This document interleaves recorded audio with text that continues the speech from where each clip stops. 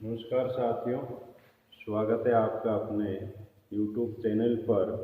प्रत्यय प्रकरण में कृदंत प्रत्यय प्रकरण अपने चल रहा था, उसी प्रक्रिया को आगे बढ़ाते हुए आज हम त्वा और लेप प्रत्यय का अध्ययन करेंगे। क्योंकि त्वा और लेप प्रत्यय का प्रयोग है वो कर या कर के अर्थ में होता है।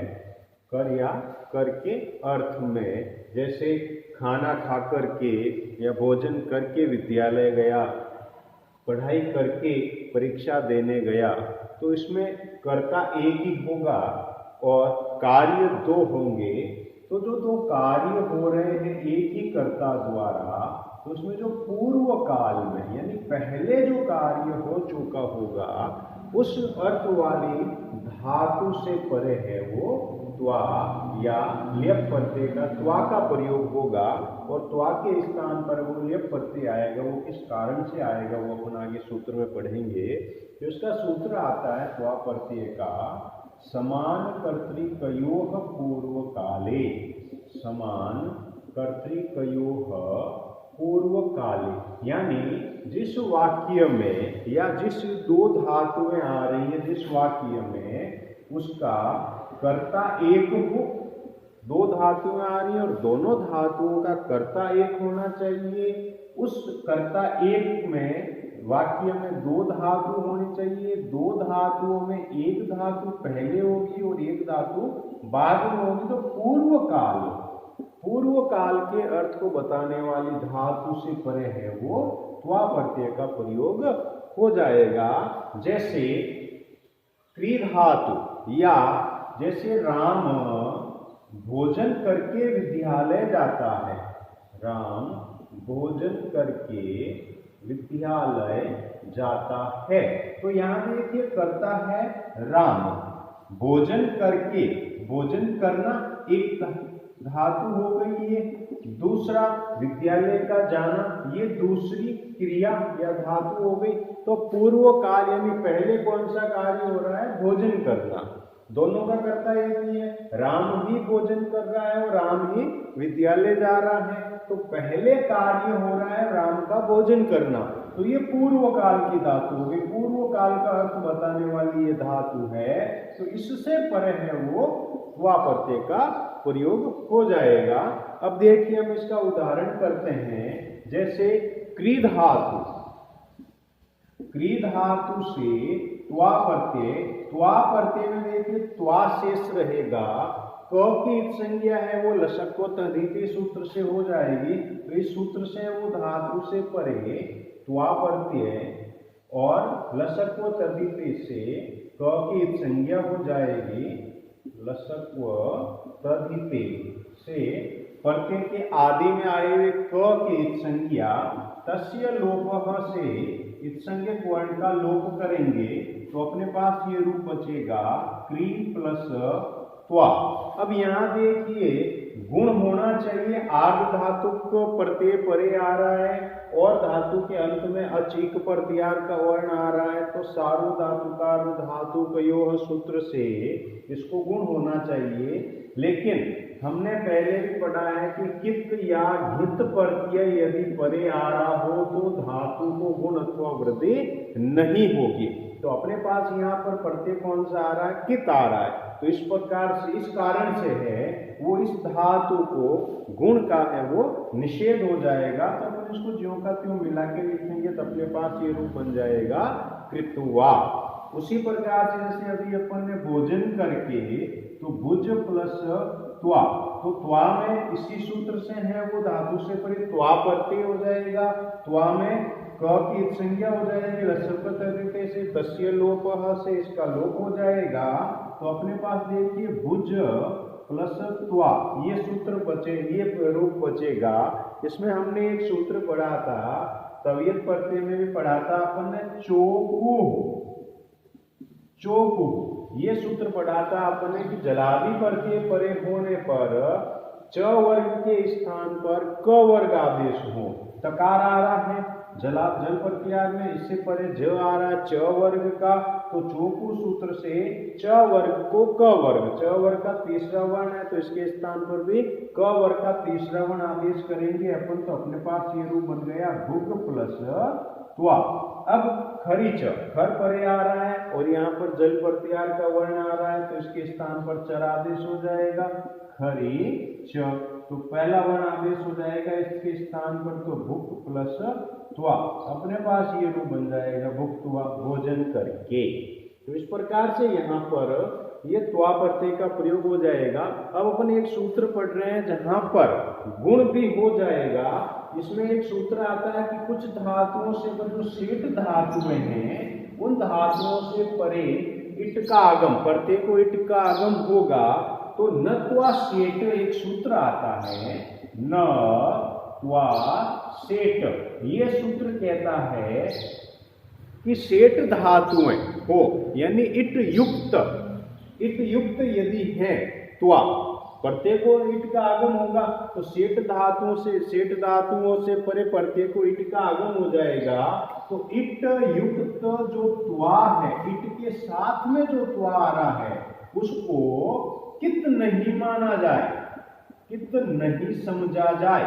जब कित नहीं समझा जाएगा तो किंगित सूत्र से गुणवर्ती का निषेध होना वो नहीं होगा, क्योंकि जब इसको कित ही नहीं माना जाएगा, निषेध होता है कित घित प्रत्यय को परे होने पर, जब कित नहीं माना जाएगा तो अपने पास कित नहीं है, तो कित नहीं है तो यहाँ पर है वो धातु को गुण हो जाएगा।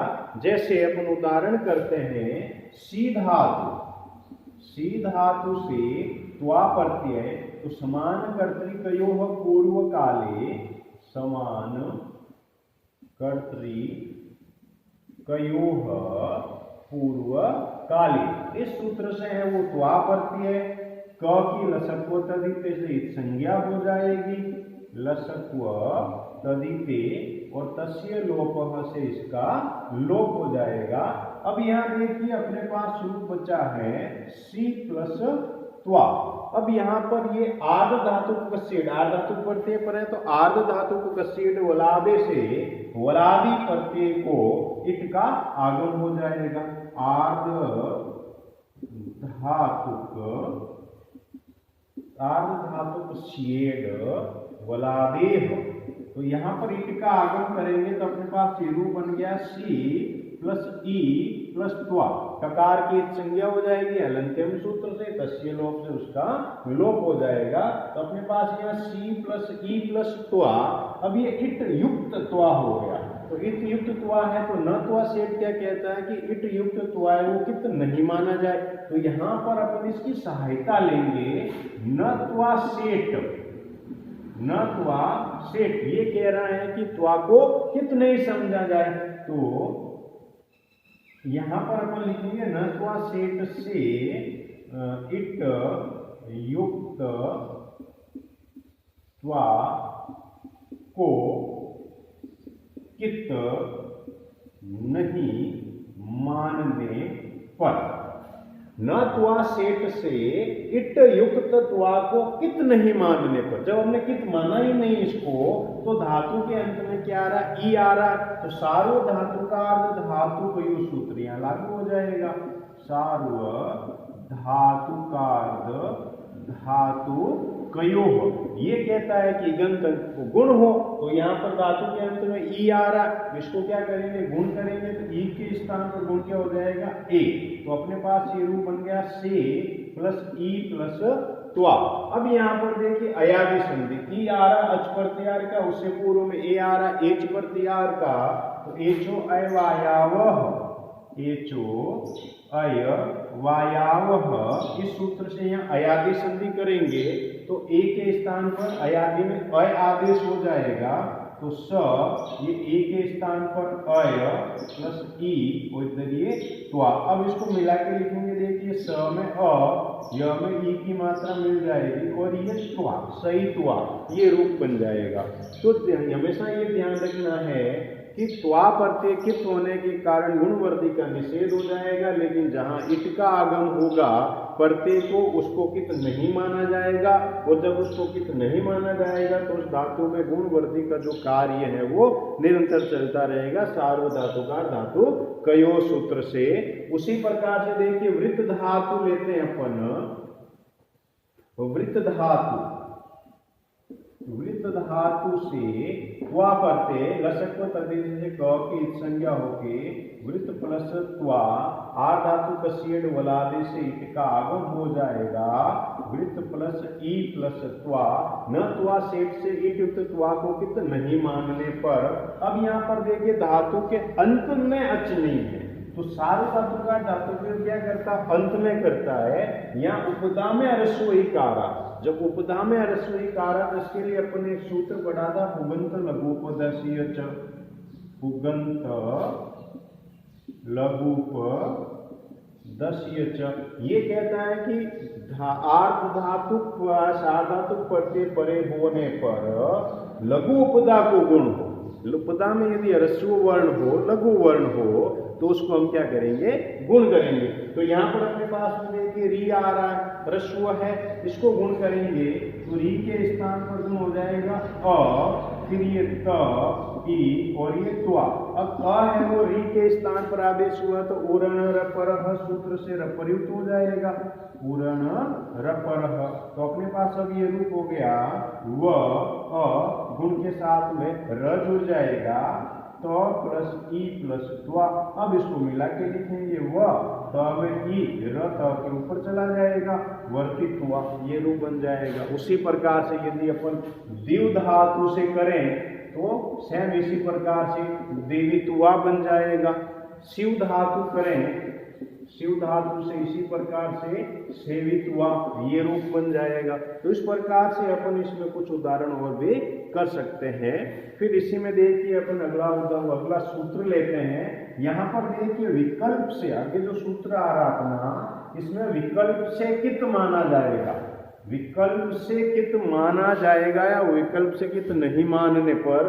तो जहां पर विकल्प रूप आता है तो वहां पर दो रूप हो जाते हैं। तो अगले वाले सूत्र के आधार पर हम दो रूप करेंगे।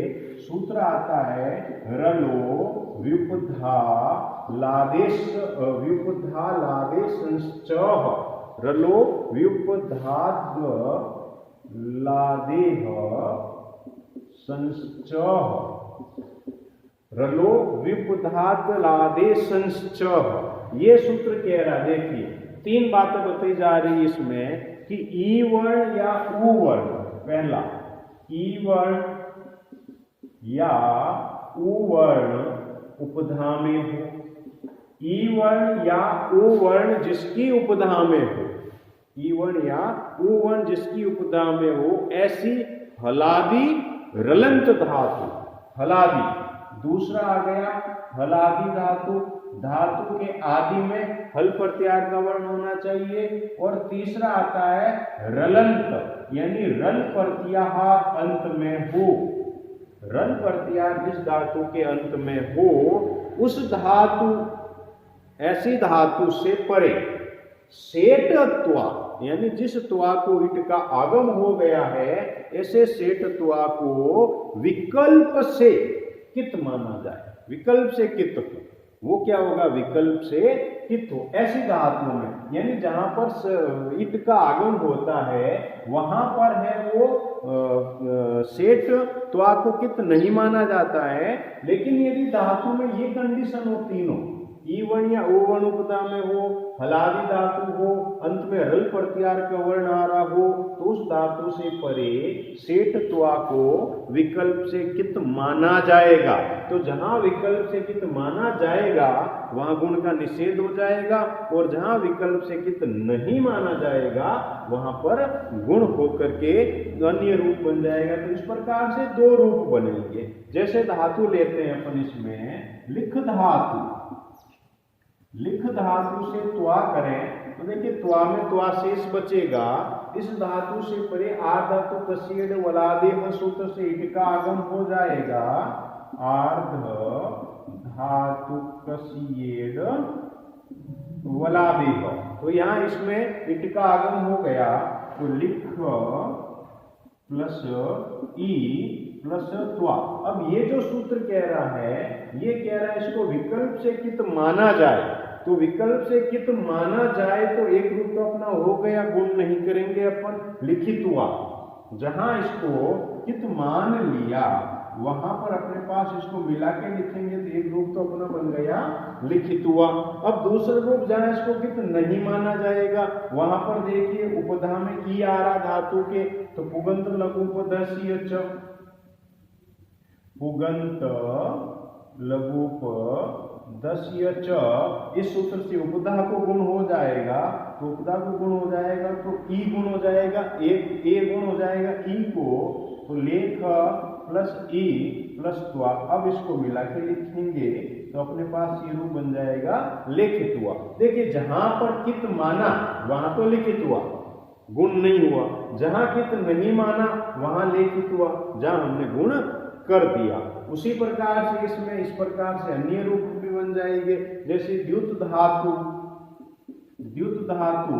अब द्युत धातु में देखिए ये करते हैं अपन, जैसे ई1 उपधा में इसके अपन टुकड़े करें, या लिख धातु को देखिए अपने जो धातु के बीच में देखिए ल, ई और ख, तीनों वर्ण है नहीं है, देखिए तीनों शर्तें इसमें। उपधा में ई, हलादी धातु है, ख रल प्रत्यार में आता है, तो तीनों शर्तें हो रही है। उसी प्रकार से ये देखिए द्युत धातु लिखी है अपन ने, इसमें भी देखते हैं। देखिए सबसे पहले यहाँ आ रहा है द, फिर आएगा य, फिर आएगा उ, फिर आएगा त। अब देख उपधा में ओ वर्ण, आदि में द हलादी, अंत में त रल प्रत्यार का वर्ण, तो तीनों शर्तें यहाँ पर आ रही है। तो इसमें भी वही, जहां ईट का एक तो ईट का आगम हो जाएगा द्युत प्लस ई प्लस त्वा, तो अब इसको जहां कित माना जाएगा वहां पर तो ये रूप बन गया द्युति त्वा, और जहां कित नहीं माना जाएगा वहां पुगंत लघुपदस्य च, सूत्र से इस ओ को गुण हो जाएगा ओ, तो वहां ये रूप बन जाएगा द्युति त्वा। जहां गुण नहीं होगा वहां द्योतित्वा, और जहां पुगंत लघुपदस्य से गुण होगा वहां द्योतित्वा, ये रूप बन जाएगा। इसी प्रकार से कुप धातु है, तो कुप धातु में भी उसी प्रकार से कुपित्वा, जहां कित समझा जाएगा माना जाएगा, और जहां कित नहीं माना जाएगा वहां कोपित्वा, ये रूप बन जाएगा। अब देखिए यहां पर अपन करते हैं लियप प्रत्यय। लियप प्रत्यय का प्रयोग है वो त्वा के स्थान पर ही होता है। अंतर सिर्फ इतना ही है कि जिस धातु से पूर्व उपसर्ग नहीं हो वहां पर त्वा प्रत्यय, और जो ही धातु से पूर्व उपसर्ग आ जाएगा एक नए, यानी अ उपसर्ग नहीं होना चाहिए, नए समास में नहीं होना चाहिए, यानी अ नहीं होना चाहिए। बाकी यदि कोई भी उपसर्ग धातु से पूर्व आ जाता है तो वहां पर त्वा के स्थान पर लियप का प्रयोग हो जाता है। जैसे देखिए समासे अनय पूर्वे तो लियप, समासे अनय पूर्वे तो लियप, समासे अनय पूर्वे तो लियप। ये कह रहा है कि नए समास, जिस समास में पूर्व पद में नए समास नहीं हो, नए से भिन्न कोई अन्य अव्यय हो या उपसर्ग हो, कुछ भी हो, उस समास में यानी उस पद से परे त्वा के स्थान पर क्या आ जाएगा, लियप आ जाएगा।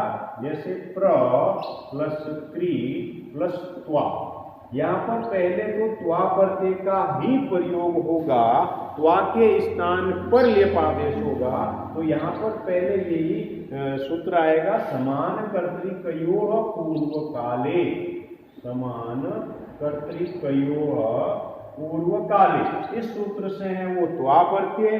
फिर ये सूत्र आता है समासे अनय पूर्वे तो लियप, क्योंकि अब यहाँ पर क्या आ गया है, उपसर्ग आ गया है, तो इस सूत्र से त्वा के स्थान पर क्या आदेश हो जाएगा, लियप आदेश हो जाएगा।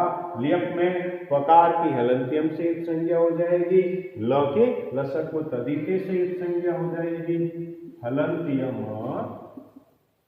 लसक व तदिते तस्य लोपः। तो अब यहाँ देखिए प्र प्लस क्री प्लस य।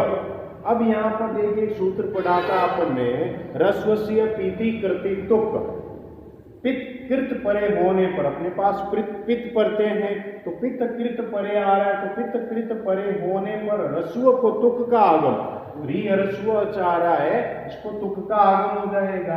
ह्रस्वस्य पीति प्रति तुक, तो इसको अपन तुक का आगम करेंगे तो ये रूप बन जाएगा प्र प्लस क्री प्लस तुक प्लस य।